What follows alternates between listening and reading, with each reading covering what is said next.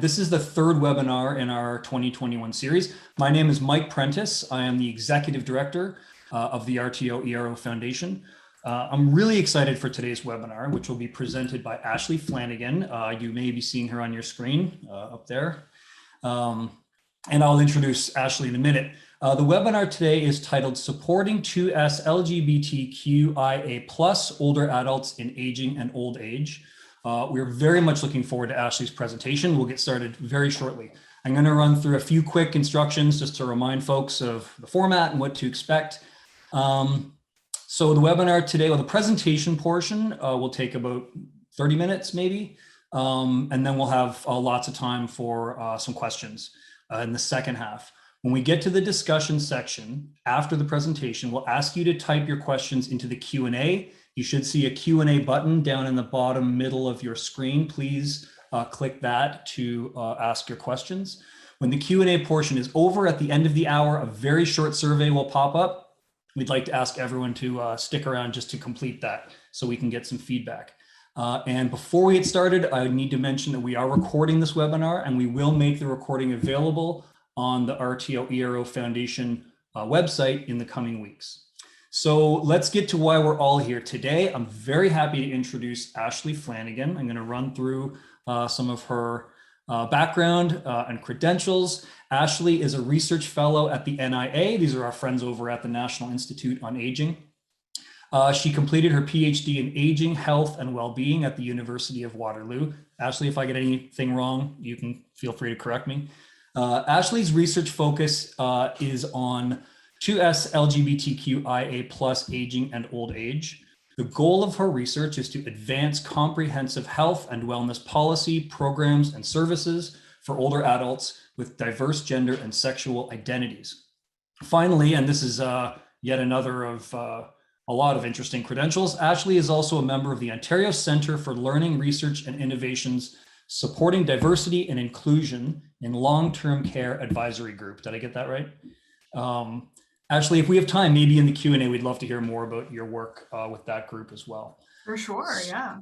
Excellent. So Ashley, huge thanks for taking the time to be with us today and present, and I will turn the presentation over to you. Okay, thanks so much, Mike. All right.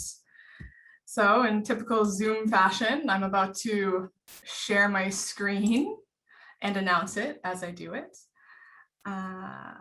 Here we go.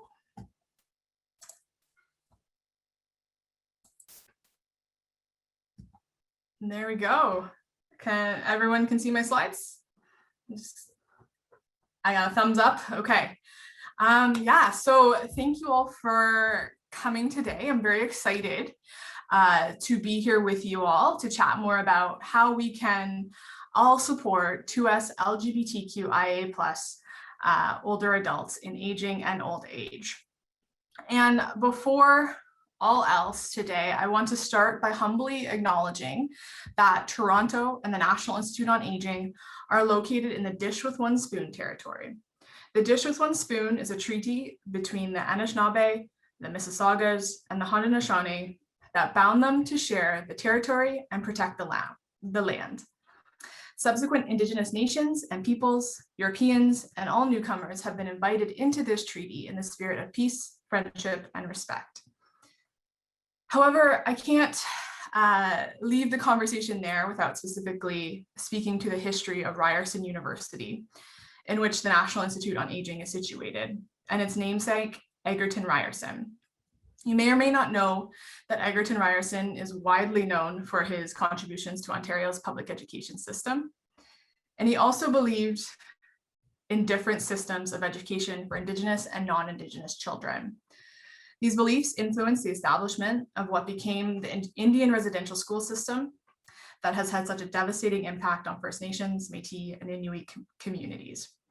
It's important to acknowledge this connection, and I stand in solidarity with ongoing efforts towards truth and reconciliation as I continue to learn about and reflect upon the ongoing impact of colonization in Canada.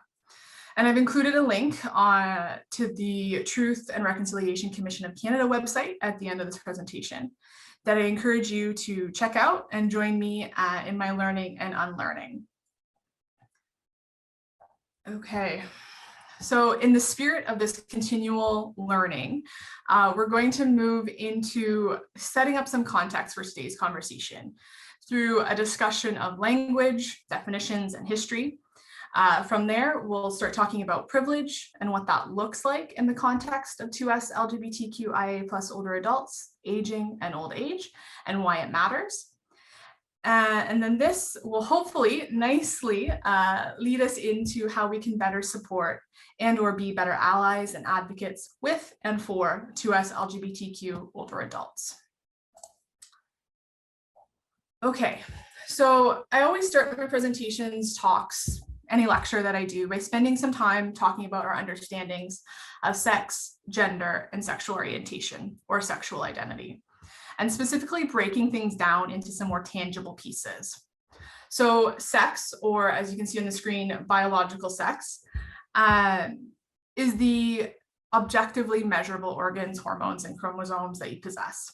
It's when we think about biological sex, we typically think about the categories of female and male, with intersex falling somewhere in the middle of those two categories.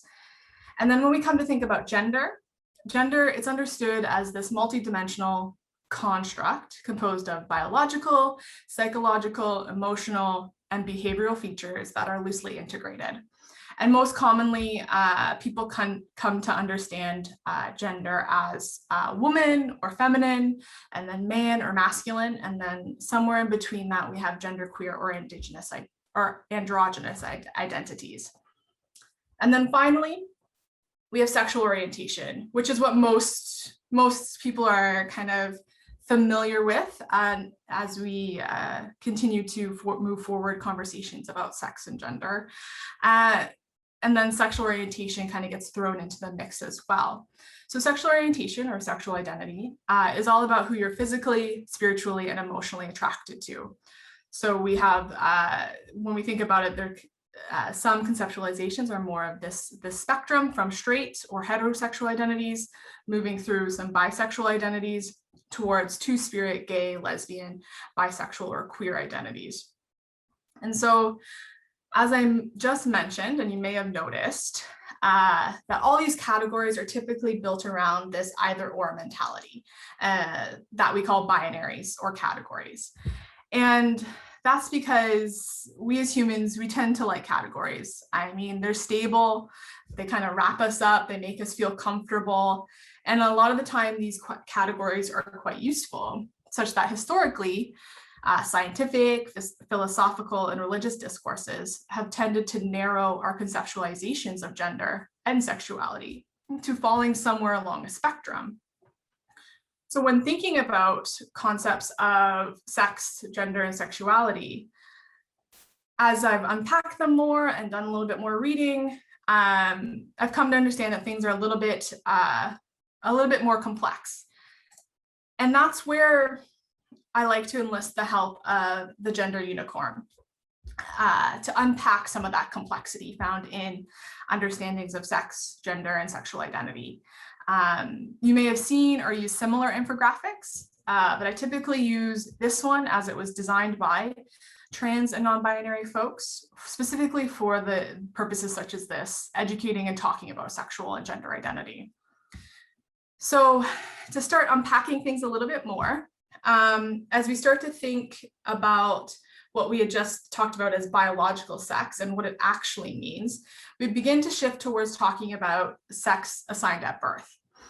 And saying sex assigned at birth acknowledges that this characterization is based on some sex characteristics, but it's mostly based on the external anatomy that the doctor sees upon delivering a baby and subsequently assigning a sex. So rather than kind of thinking about things as this spectrum from female to male, we can start to break these identities up into more distinct categories, as you see here on the slide with female, male, and other or intersex identities. And then when we think about gender, things break up into a couple of different concepts. So rather than that spectrum from woman to man, we have multiple different spectrums. So the first one pertains to gender identity, which is all about how you, in your head, think about yourself. It's how you interpret the chemistry that composes you. So the things that, as you know it, whether you fit kind of into societal gender roles of woman or man, or do neither particularly ring true to you, or do you fall somewhere in between, or do you consider yourself to fall and your gender to fall completely outside this spectrum idea completely? And the answer that kind of comes with that is your gender identity. So on the screen here, it kind of breaks up into a spectrum, a sliding scale for female, woman, girl, another spectrum for man, boy, and then also opportunities to include other genders and gender identities. And so often paired with gender identity is gender expression. And this is all about how you kind of demonstrate your gender through the ways that you act, dress, behave, and interact, whether that's intentional or unintentional. Then this expression is interpreted by others perceiving your gender based on what we know about traditional gender roles. So things like men wear pants and women wear dresses. And it's all about how the way that you express yourself kind of aligns or doesn't necessarily align with these traditional ways of understanding gendered expression. So like gender identity, there's a lot of room for flexibility. And it's likely that you or we all slide around on these continuums. Once again, there's 3 different continuums in this diagram throughout the week without even really thinking about it. And then to round out our discussion, we can start thinking about and discussing sexual orientation. But as I alluded to earlier, this may start sliding into thinking about sexual identity. Because when we think about orientation, the implication there is that we're oriented directly towards a single attribute, such as sex assigned at birth or gender, which may not necessarily be the case. So instead, we can start to break down our sexual identities into physical, emotional, and spiritual attraction, rather than being based on necessarily one's orientation to another sex assigned at birth or gender. So as you see pictured here, we have things broken up into physical and romantic or emotional attraction, and how that can vary depending on a number of factors, but that include, but aren't necessarily limited to, our gender identity, gender expression or presentation, and sex assigned at birth. So all of these various definitions come together to kind of shape our individual identities. And it's easy to see how there's so much variety and fluidity here. And that's demonstrated by all the identity labels that I've kind of put together into a beautiful word cloud here on the screen. And one of the ways that we group and speak to all these identities is to use the umbrella term 2S LGBTQIA+. And while I don't necessarily have the time to speak to and go into depth into unpacking what each one of these identities are that are listed here, I do want to take a moment to talk about Two-Spirit identities. So Two-Spirit is an umbrella term traditionally used by Indigenous people to distinguish Indigenous concepts of sexual and gender identity and gender diversity from European understandings of the gender binary, that spectrum from female to male that we had talked about earlier. So rather, when we think about Two-Spirit identities, we think about it being as potentially a sexual, a gender, and or a spiritual identity. So depending on the individual person, it can mean different things. And so before that binary understanding about sexual and gender diversity was violently imposed on Indigenous communities, Two-Spirit people actually held a place of honor within Indigenous communities. And so as a way to recognize that and continually demonstrate my solidarity in this time of truth and reconciliation, I joined the movement to place the Two-Spirit, or 2S, at the beginning of the LGBTQIA+ acronym to center and acknowledge Two-Spirit as among the first sexual and gender identities that were in existence in what is now known as Canada. So kind of equipping all of that and carrying that with us through this presentation, and kind of the flow of how these presentations usually go is there's often a tendency to dive right into and focus discussion on oppression and disadvantage as experienced by certain groups and or individuals. So, and what this does is it leaves discussion of privilege and advantage, in particular the unmarked categories of, for example, whiteness, heterosexuality, and masculinity, largely unstudied, unspoken, and continue to be taken for granted. So given this, I like to flip things up a bit, and I feel it's more useful and productive to focus our discussion on first privilege and advantage, and then use that as a springboard into how we can be better and do better on a daily basis as caring and supportive humans in this world. So what do I mean by privilege? Well, privilege can be framed as this invisible package of unearned assets or advantages that individuals can count on cashing in on a daily basis, whether they're actually aware of it or not. And the term refers to the ways that individuals or groups can enjoy these advantages based on their real or perceived membership in these identity categories. So things on the wheel here that you see, like age, gender, sexuality, etc. And in many cases, the influencing factor or result, kind of depending how you want to look at it, of privilege is power. And it's power that is negotiated within various sociopolitical and economic structures within society. And my hope is that through our conversation today, we can become better equipped to not only examine kind of our daily experiences of privilege, whether it's age advantage or advantage related to sexual or gender identity, but also use our individual power to do something to shift or change the way that we support 2S LGBTQIA+ older adults in aging and old age. So now we can start to think about what oppression is and what it means. Excuse me. Oppression is typically considered to be the opposite side of this coin, where individuals or groups are subject to unjust treatment or control or domination. In many cases, oppression kind of goes hand in hand with systemic marginalization of certain groups as a means to quote unquote justify exclusion. So we can see this highlighted in the image on your screen. So for example, to use an example of mandatory retirement.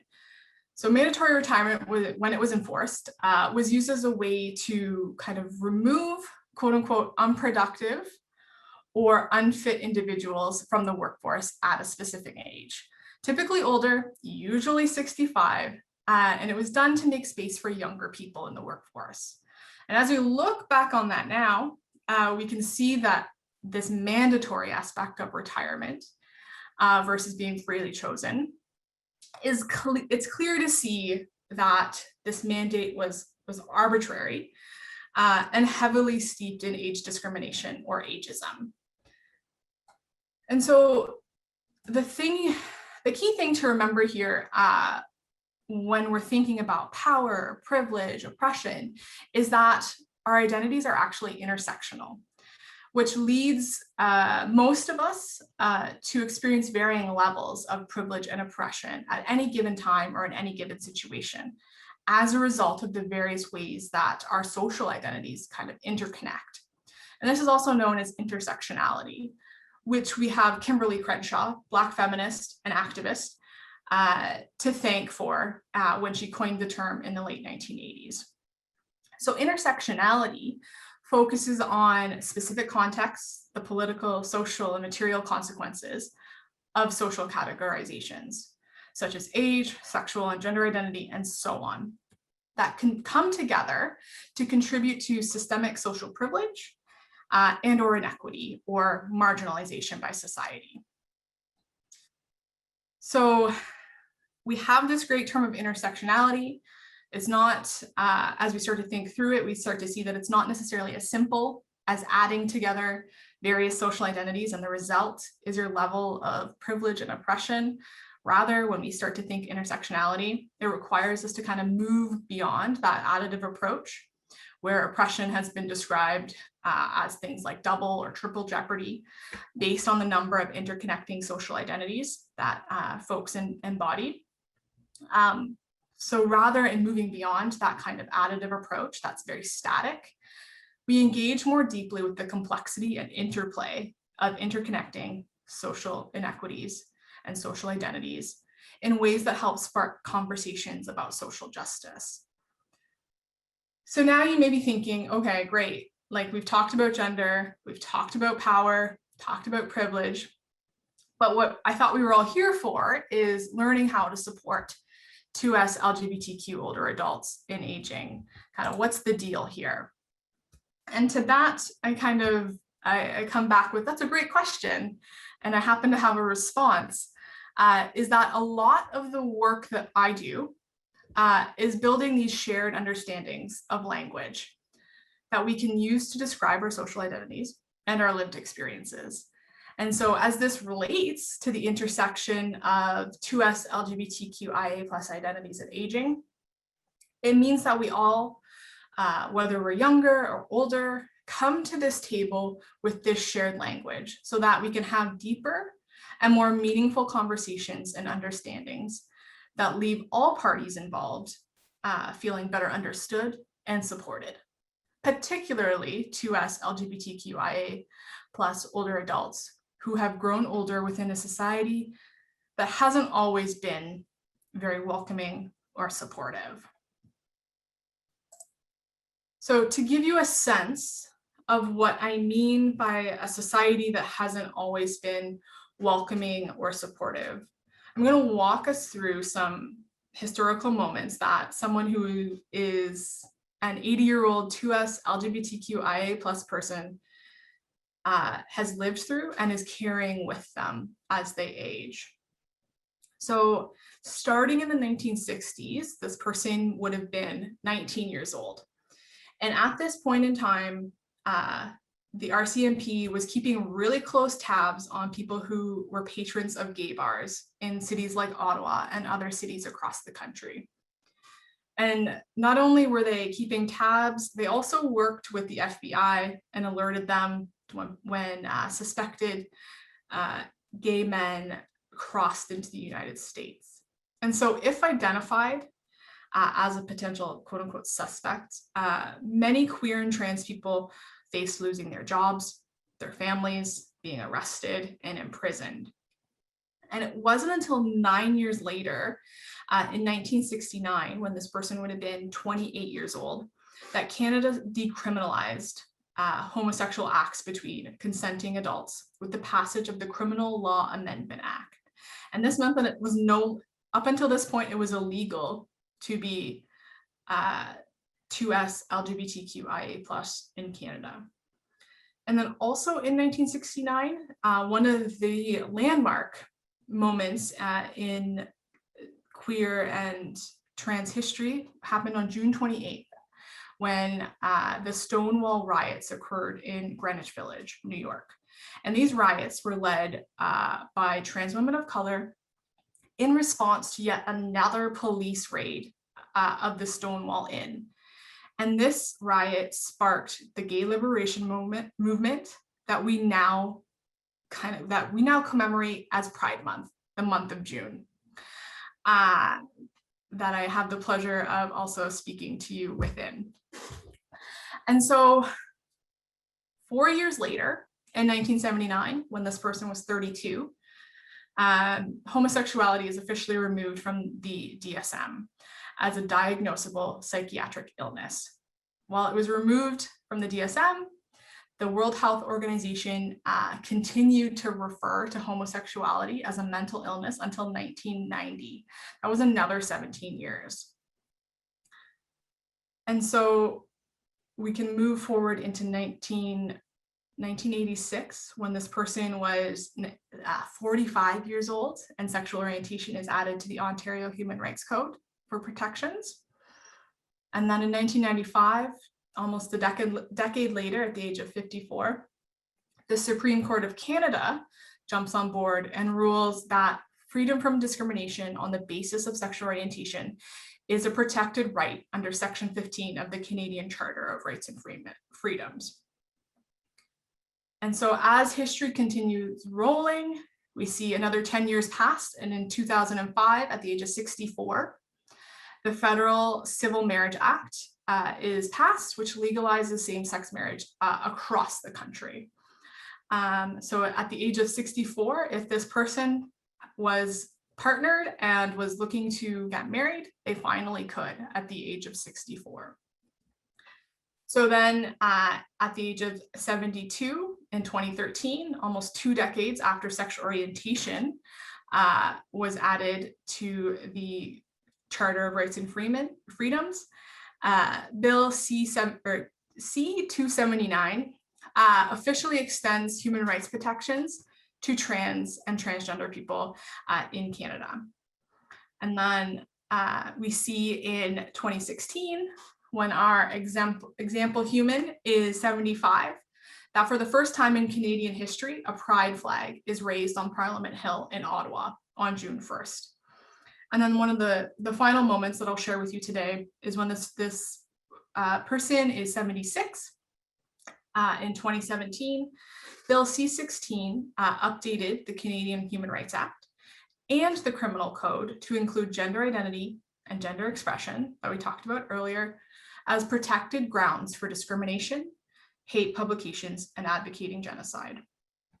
So as you can see, today's 2S LGBTQIA+ older adults have lived through a number of significant shifts in their rights and freedoms and are among the first to live openly with diverse sexual and/or gender identities in old age. And as a result, we're only kind of just beginning to see the influence that growing numbers of 2S LGBTQIA+ older adults will have on our understandings of aging and support, and also vice versa. But with that, some of the key considerations that I'd like to share with you today relate to intersections with ageism, which, as we saw earlier, is one of the many possible intersecting isms that can come in to be embodied within our social identities. But for many 2S LGBTQIA+ older adults, the systemic marginalization that they faced throughout their lives doesn't necessarily end at the age of 65. Rather, experiences of real or perceived harassment and misunderstandings may also intersect with ageism and age-related issues to influence visions of old age that holds images of fear and isolation and continued harassment. So for example, because of historical experiences interacting with the healthcare system that weren't particularly affirming or upholding their identities, many 2S LGBTQIA+ older adults have voiced fears around long-term care and the level of care and treatment that they'll receive in those settings. And so on the other hand of this, there's also a growing body of research that's a little brighter that indicates that the skills and strategies that 2S LGBTQIA+ older adults have developed throughout a lifetime of navigating systemic marginalization by society may offer a protective mechanism that better enables 2S LGBTQIA+ older adults to face challenges in aging. So depending on context and your lived experience, intersections of sexual and gender identities in aging kind of create a multitude of experiences and concerns for aging. And one of these concerns and thoughts of aging kind of centers around experiences of living with dementia and stemming from fears of rejection discrimination, and harassment that we've talked about, many of today's 2S IA plus older adults have become adept in negotiating and mediating their identities as they navigate relationships with family, with friends, healthcare providers, and the general population. So for some, there's the fear that memory loss or changes in your cognitive ability may challenge their ability to manage the disclosure of their sexual and gender identities, or may even start to unravel their sexual and gender identities as they've come to know and understand them.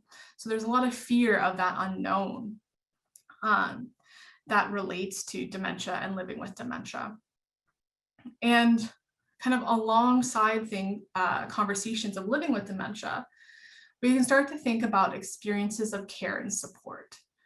So some 2S LGBTQ older adults have robust networks of support that include varying levels of biologically related kin, spouses or partners, and chosen family that they can rely upon to provide care and support in aging and old age. While for others, this may not necessarily be true, whether or not they had close friends who lost their lives during the AIDS pandemic, or older adults who are experiencing social isolation stemming from years of mistreatment and that systemic marginalization that we've talked about. So as 2S LGBTQIA+ older adults grow older, many unknowns remain around who will be there to support and advocate with and for their care needs. And so with that in mind, we currently have a research partnership with EGAL Canada to explore the intersections of 2S LGBTQIA+ experiences of care and dementia. And specifically, we're exploring the unique and various ways that 2S LGBTQIA+ people living with dementia and their primary unpaid caregivers navigate the mix of triumphs and challenges that occur within daily life. And so we're still very much in the preliminary stages of analysis for that study, but so I can't share much with you today. But if you want to be notified about important updates about this project or other work at the NIA, I really encourage you to sign up for our newsletter, and we'll do our best to keep you updated. So follow along. And so as life experiences of 2S LGBTQIA+ older adults come together to influence expectations for aging and old age, we can start to think towards the future. And for some, when they think towards the future, there's this overwhelming sense of that unknown, the uncertainty that I had mentioned, where aging and getting older doesn't necessarily offer any or very little positive content. So that is balanced in some cases. For others, we're facing that unknown kind of feels more of a call to action to ramp up the advocacy that the LGBTQIA+ community is known for, and to continue pushing forward for future generations. And so part of the work that we're doing with EGAL is to collectively look towards the future alongside 2S LGBTQIA+ older adults, particularly those living with and caring for 2S LGBTQIA+ people living with dementia, to reimagine what growing older looks like and how we can enable and provide better care and support within that context. So I encourage you to stay tuned. And so by working to increase our understandings of the diversity that exists within our experiences of aging, we'll open up opportunities to not only better support 2S LGBTQIA+ older adults, but enhance the lives of Canadians as they age. So up until this point, I've done a lot of talking about how we develop our shared understanding of 2S LGBTQI older adults and experiences of aging and old age. And so now what? Where do we go from here? And I recognize that For some of us, this is kind of the start of a conversation. It's the beginning stages of learning and listening. While for others, this is contributing to an ongoing and much larger conversation. But what I want to kind of think through and leave you all with today is, how do we take what we've experienced here in this conversation and move it into the world and continue to act upon it? So the most immediate thing that we can do is to continually work on being allies and advocates. So becoming an ally to 2S LGBTQIA+ people is an ongoing and it's a fluid process. It's something that we, including myself, must continually work on. And these tips or strategies or ideas, whatever we want to call them, they might seem simple, but they will provide you with kind of the starting place as you learn more about 2S LGBTQIA+ older adults and supporting them in aging and old age.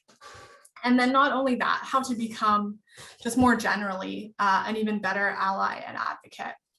So some of the things that I want to leave you with today are that you can't assume that you can tell if someone is 2S LGBTQIA+, or even that this community of people are all younger. So 2S LGBTQIA+ people don't all look a certain way. There's no template or checklist that we all fit. However, when society, people think about 2S LGBTQIA+ people, I'm willing to bet that the first image that comes to mind, if we weren't having this conversation right here and right now, is someone who is a young adult, maybe even someone who looks like me. So, but as we're having this conversation here today, we do know that 2S LGBTQIA+ people get older and come into their identities at a variety of different points in their life journeys. And it's up to us, all of us, to open our hearts and our minds towards supporting them and not making those assumptions around identities, and recognizing that fluidity throughout the life course. So with that in mind, and thinking about that variation in when and how we come into our various social identities, the process of coming into our identities is highly unique, and it's a very personal journey that continues to unfold as we get older. So some of us came out when we were earlier in our lives, while for others, they're coming out later in life after living most of their life. But no matter when we come into ourselves, we all deserve, once again, to be met with that kindness and respect whenever these moments kind of arise and are also ongoing. And so while we're all working to respect 2S LGBTQIA+ older adults, it's also our responsibility to stand up and speak out if we witness disrespect. So keep in mind the histories that 2S LGBTQIA+ older adults carry with them as they age. These histories and experiences may, in some cases, make it more difficult for two-spirit, queer, or trans older adults to confront disrespect or intolerance.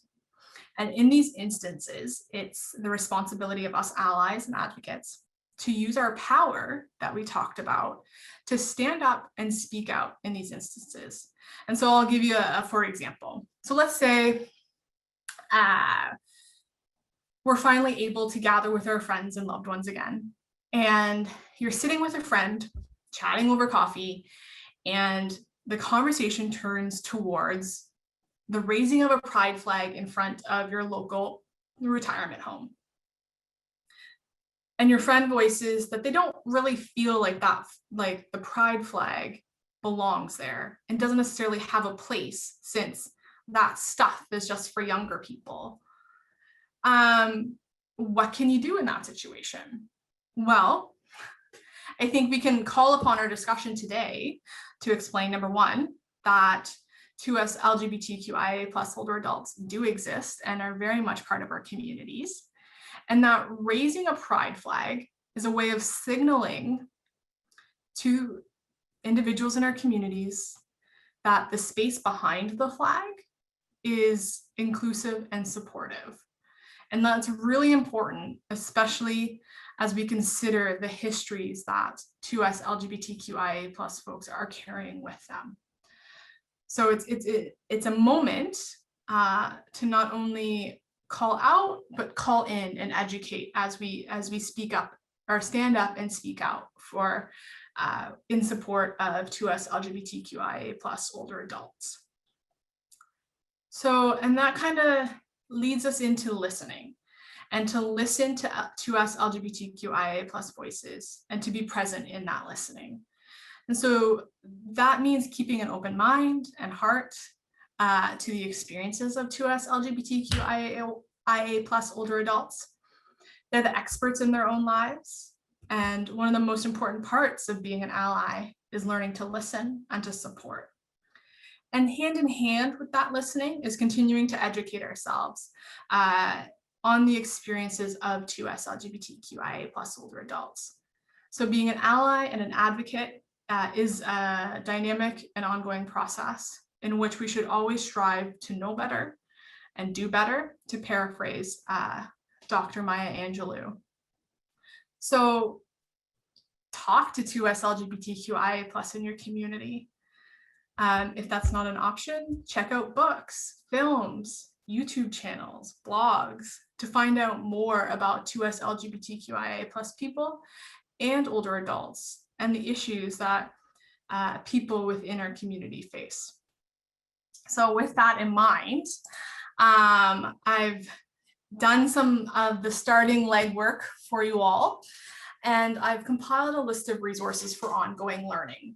So I know that you can't click the links, so I'll give you a little bit of a synopsis. And if you were to search kind of the titles here, they should pop up for you pretty easily in whether you're Googling or whatnot. So Not Another Second is about a 15-minute documentary on YouTube where LGBT+ seniors share their stories. And it's woven together and it's really beautiful. And then alongside with that, larger piece is shorter videos that highlight the individual experiences of the folks in that longer documentary. So I encourage you to check that out. And then Egal Canada has a Rainbow Table, and it's a web series for connecting to us LGBTQIA seniors. I believe it's in its second season. So if you were to Google it, all the past episodes are linked there, and it's a great quick resource for further learning. And then we have the photography and interview project called To Survive on This Shore. And it's a project out of the US that really intentionally sought to focus and highlight the aging experiences of trans and non-binary older adults. So it's this really beautiful series of photography and accompanying interviews. So you can see it on the website, but it's also a book if you want to support the project in purchasing that book.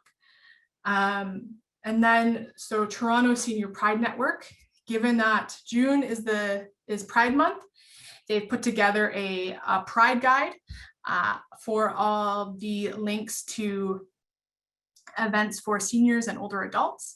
I believe there's a couple webinars coming up that are included in that Pride guide that would be really wonderful to check out as well.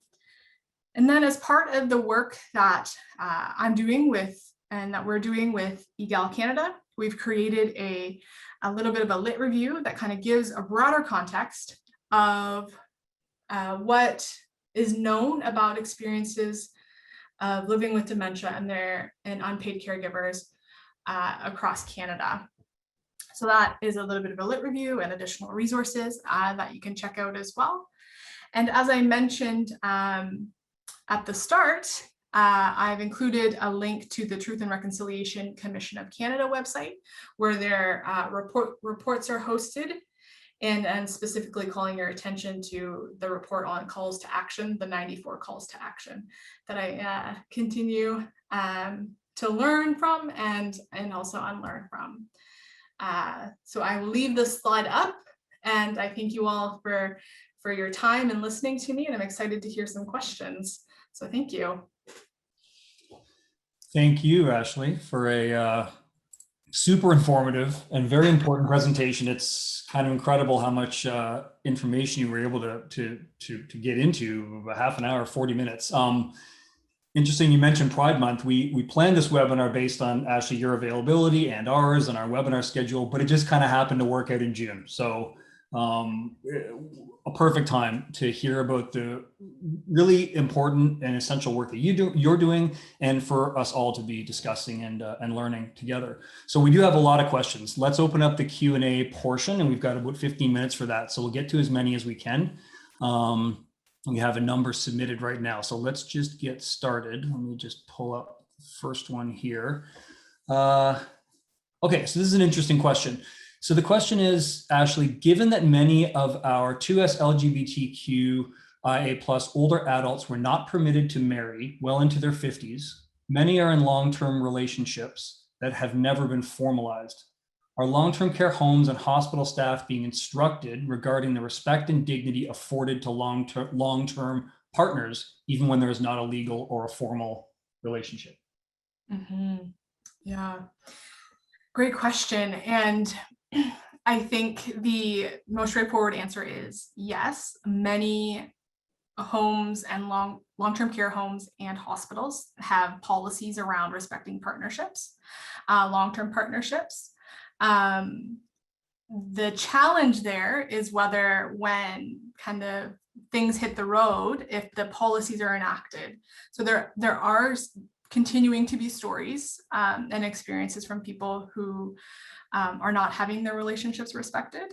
That being said, many of the folks that I've talked to haven't had any issues with that in their experiences. So that's a positive, and I think that really signals kind of the way that society is changing, and the motion that we have and the momentum. So a little bit of a bright side there. Yeah, definitely. And I'm just looking through some more questions. There's a bit of a theme with long-term care and retirement homes with some of these questions. So yeah. There's another one here. Where is it? So someone asked, are there plans? I mean, I guess you could say, does it already exist? And if not, are there plans to create long-term care homes specifically for 2S LGBTQIA+ folks and communities? Does that exist? It does exist. Yeah. I think not necessarily in Canada. I've heard rumblings of a few places, maybe in Vancouver and Toronto-ish, that want to, and the idea is there. But in terms of actual long-term care homes or retirement communities that exist, there are a number across the US and internationally that are thriving. And then the actual desire and need for that is there's kind of two camps when it comes to whether folks want a specific home or long-term care home dedicated to 2S LGBTQIA+ seniors and older adults. So there's folks that are like, yes, of course, why wouldn't I want to be surrounded by people who know my experience, know my history? I can communicate, we can joke and laugh about our histories. And then there's another camp of folks who feel that they've fought their whole lives for inclusion and to be welcomed into society and not have to think necessarily about their 2S LGBTQIA+ identities, and want policies that we had just talked about within long-term care homes and hospitals that kind of enforce that and enforce that right to inclusion, which, I mean, it depends. I think that there's a way to walk that middle ground, and people have the right to choice of where they want, as long as we can get some places that kind of open up here in Canada for 2S LGBTQIA+ older adults. Right. Thanks for that response. Here's another question around long-term care. The question is anyone or organizations working with the Ministry of Long-Term Care to, I guess, educate or collaborate with them on the needs of the community? specifically in light of what's been going on during the pandemic and sort of what's been exposed about vulnerabilities in a lot of long-term care homes. So yes, actually, the other group that you mentioned in my bio there that I'm a part of is the Ontario Centres for Learning, Research and Innovation. So Ontario CLRI, the Advisory Committee for Diversity and Inclusion in Long-Term Care. So that group is working with various organizations, and we've come up with kind of this toolkit for organizational and culture change within organizations that specifically aims to educate around 2S LGBTQIA+ diversity, racial and ethnic diversity, inclusivity for Indigenous elders as well. So a really comprehensive kind of step-by-step guide for kind of assessing where long-term care homes are at, and also how offering suggestions for how to move forward to be more inclusive and equitable. So the work there is being done. And then also kind of more on an organic basis, there is kind of Aging with Pride or older LGBTQIA+ organizations across the country that specifically do kind of come in on an as hired basis, I guess, to chat with long-term care homes, retirement homes, organizations about ways to be more inclusive for 2S LGBTQIA+ older adults. So there's like little bits and pieces, so there is kind of this nice little momentum growing when we think about equity and inclusion within long-term care. Right. Right.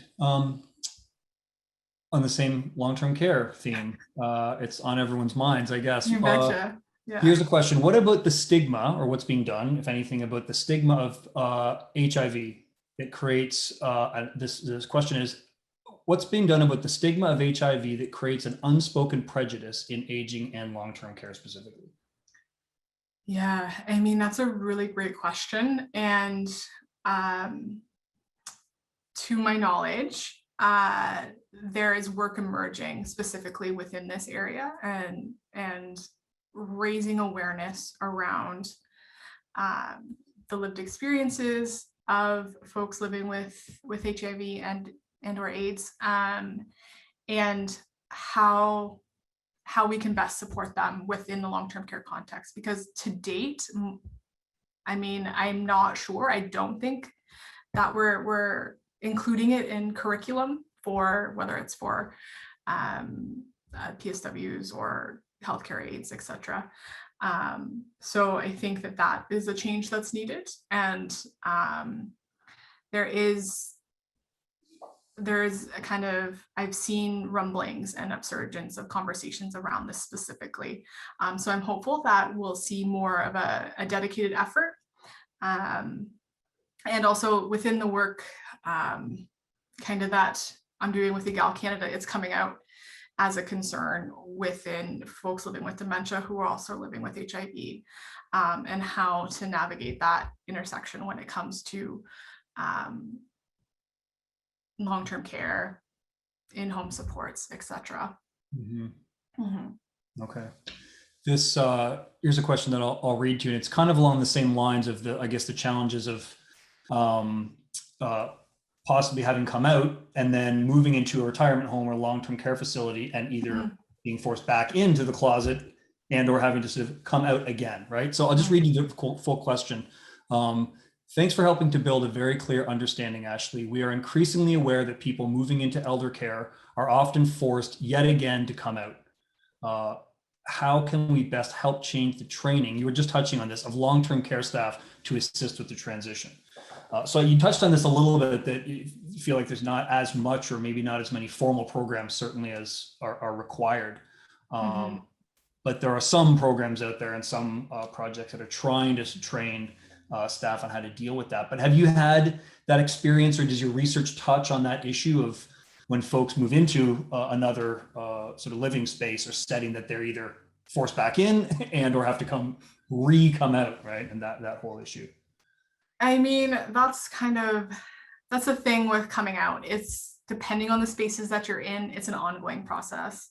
And to us LGBTQIA+ are continually making that choice of whether to come out, depending on the space and what they perceive as supportive of their identities. So up until kind of more recently, there's been this generalized fear of having to go back into the closet when you enter or move into retirement or a long-term care home. Because as I mentioned in the presentation, there's what kind of treatment or care am I going to receive if someone knows my identity?